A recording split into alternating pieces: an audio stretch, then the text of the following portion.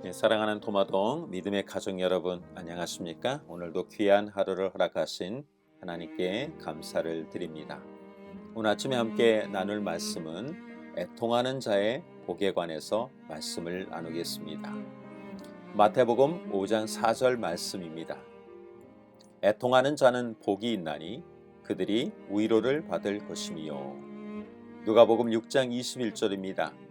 지금 우는 자는 복이 있나니 너희가 웃을 것이며. 듣기에 따라서 예수님의 가르침은 행복선언이 아니라 불행선언 같이 들릴지도 모르겠습니다. 왜냐하면 부자가 아니라 가난한 사람이 복이 있다고 말씀을 하십니다. 웃는 자가 아니라 우는 자가 복이 있다고 말씀을 하십니다.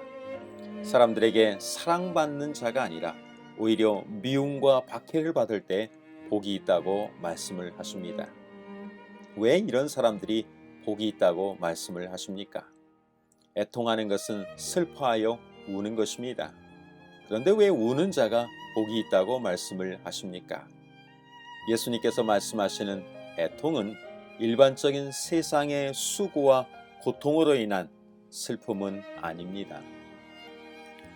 시편 51편 17절입니다. 하나님께서 구하시는 제사는 상한 심령이라. 하나님이여 상하고 통회하는 마음을 주께서 멸시하지 아니하시리이다. 시편 34편 18절입니다. 여호와는 마음이 상한 자를 가까이 하시고 충심으로 통회하는 자를 구원하시는도다. 하나님은 죄로 인하여 슬퍼하는 마음을 소중히 보신다고 말씀하십니다. 마음이 애통한 자를 가까이 하시고 진심으로 죄를 뉘우치는 자를 구원하신다고 말씀을 하십니다. 종교개혁자 존 칼빈은 하나님을 알지 못하면 자신이 죄인인 줄을 알지 못하고 또 자신이 죄인인 줄 알지 못하면 하나님도 알지 못한다고 했습니다. 하나님이 어떤 분이신지 알지 못하면 우리는 죄를 용서받고 구원받는 일에 우리가 멀어지게 될 것입니다. 누가 우리를 하나님께로 이끄십니까? 시대소망 300쪽입니다. 죄를 진정으로 슬퍼하는 것은 성령의 역사의 결과이다. 성령께서는 구주를 모욕하고 슬프시기에 한 감사하지 않는 마음을 드러내어 우리로 십자가 밑에서 통회하게 하신다. 모든 죄로 말미암아 예수께서 다시 상처를 입으신다. 그러므로 우리 때문에 찔림을 받으신 예수님을 바라볼 때에 우리는 그리스도께 고뇌를 안겨준 죄로 인해 슬퍼하게 된다. 이러한 애통이 죄를 버리게 하는 것이다. 하나님의 성령께서 하시는 중요한 일은 우리로 하여금 죄를 깨닫게 하시고 그 죄를 대신해서 십자가를 지신 예수님을 바라보도록 이끌어 주십니다. 우리의 죄로 인한 예수님의 희생과 고통을 바라보게 될 때 우리는 그 죄를 슬퍼하게 되고 버리게 될 것입니다. 어릴 적 잘못하여 회초리를 맞으신 기억이 있는 성도들이 계십니까? 저도 시간이 오래 지나서 어떤 잘못이었는지는 기억하지 못하지만 제 잘못으로 인하여 제가 회초리를 맞은 것이 아니라 오히려 부모님을 회초리로 때리도록 훈육을 받은 적이 있습니다. 잘못은 제가 했지만 오히려 잘못 가르친 책임이 크시다고 그 책임을 부모님께 돌린 것입니다. 자녀를 사랑하셔서 바른 사람이 되도록 훈육하신 부모님의 사랑이었음을 기억하게 됩니다. 그런 상황을 만든 저도 슬펐지만 자녀를 사랑하고 아끼는 사랑하는 부모님의 마음은 더 아프고 더 슬픈 마음임을 기억하게 됩니다. 우리 죄를 대신 지신 십자가의 고통을 당하신 예수님의 십자가는 하나님의 크신 사랑과 더불어서 죄인을 사랑하시지만 그 죄를 끔찍히 미워하시는 하나님의 은혜를 기억해 보게 됩니다.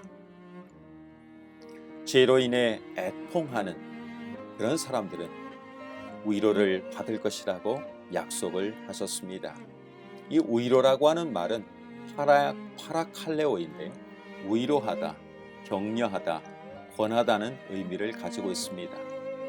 예수님은 요한복음 14장 16절에서 내가 아버지께 구하겠으니 그가 또 다른 보혜사를 너희에게 주사 영원토록 너희와 함께 있게 하리니라고 말씀하셨습니다. 여기에 보혜사는 파라클레토스입니다. 즉 하나님께서 우리 곁에서 늘 도우시는 위로자를 보내주시겠다고 말씀을 하셨습니다.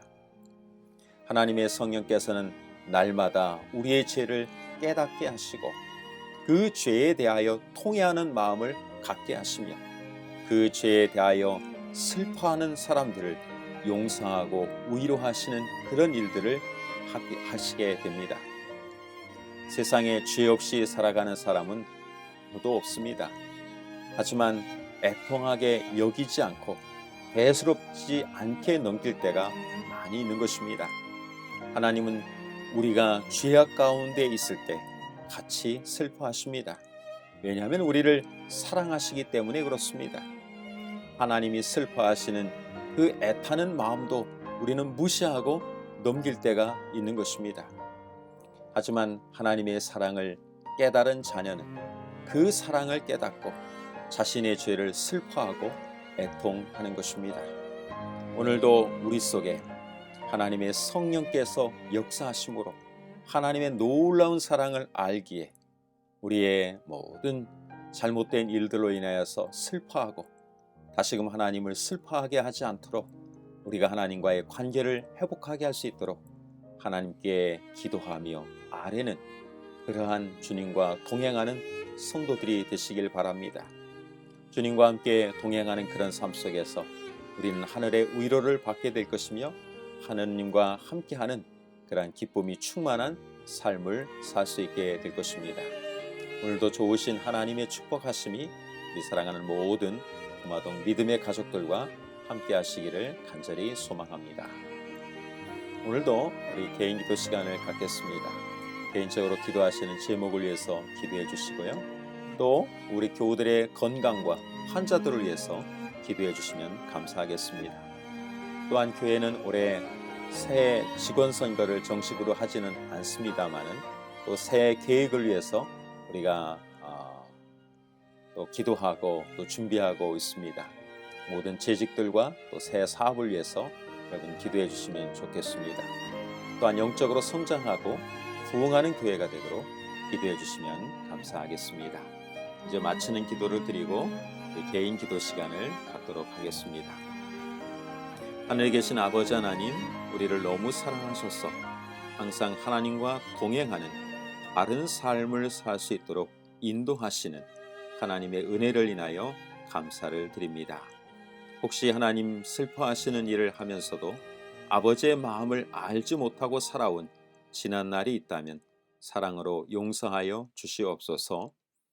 죄로 인하여 깨어진 관계가 회복되고 하나님의 기쁨이 나의 기쁨이 되고 나의 기쁨이 아버지의 기쁨이 되는 복된 삶을 오늘도 살아갈 수 있도록 우리 사랑하는 모든 도마동 믿음의 가족들을 축복하시고 하나님의 뜻 안에서 인도하여 주시옵소서. 예수님의 이름으로 기도드리옵나이다. 아멘. 오늘도 주님 안에서 귀하고 복된 하루가 되시기를 바랍니다. 감사합니다.